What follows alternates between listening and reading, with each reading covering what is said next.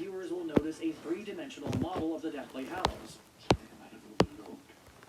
Something that will explain why these terrible things have happened. All the way back in the Goblet of Fire. Talk about a build-up for that payoff.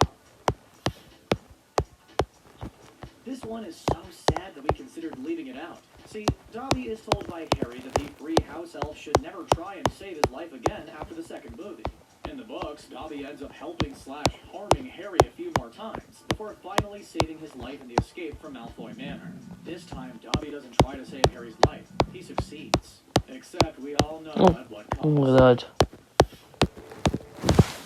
The Battle of Hogwarts is a swirl of imagery and sensory overload. But if you can keep focused long enough, you'll notice an Easter egg homage to the first three films.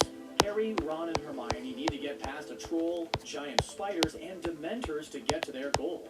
Any fan of the series knows that those are the three big monsters the group faces in the early stories, a tribute to their beginnings.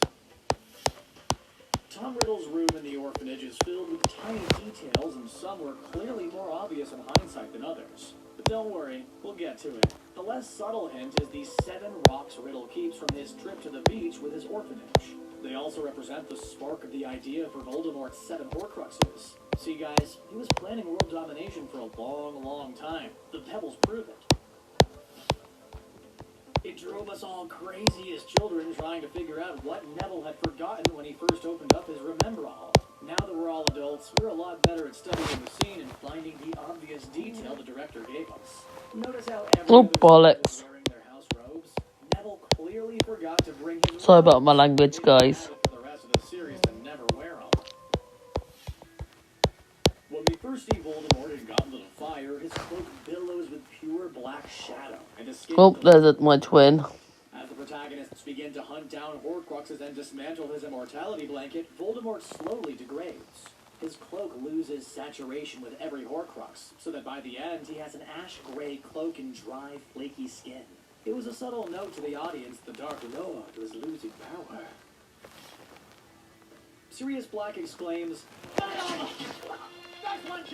We all know what happens right after he says that, though, so we'll move past it for fear of crying. However, we do hear the phrase one last time in Snape's memories. Our young Sirius says the exact same phrase to James Potter as James begins to bully Severus.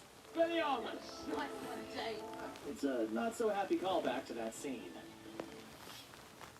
Sometimes we forget what it was like to watch these movies for the first time. We all missed so many Easter eggs in these movies. For instance, when Professor Lupin is teaching class about bugger, I died. here turns out to be the moon. Ooh, level 3. Second or third watch, the viewers will see this and totally understand the reason behind this fear.